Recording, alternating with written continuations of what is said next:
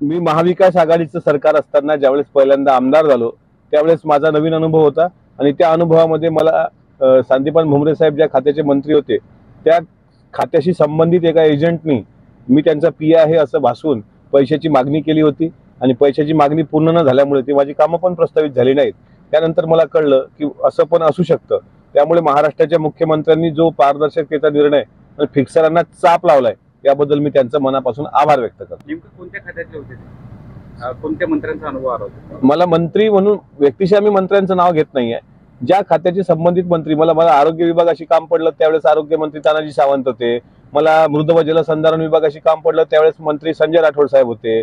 मला रोजगार हमी योजना फलोत्पादनशी काम पडलं त्यावेळेस संदीपान भुमरे मंत्री होते आणि कृषी खात्याशी काम पडलं त्यावेळेस अब्दुल सत्तार होते। त्यामुळे या चारही डिपार्टमेंटचा मला वाईटच अनुभव आला।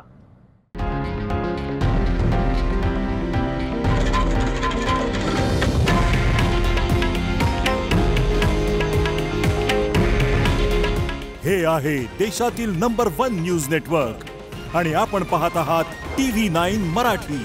काळजी तुमची, हित महाराष्ट्राचं।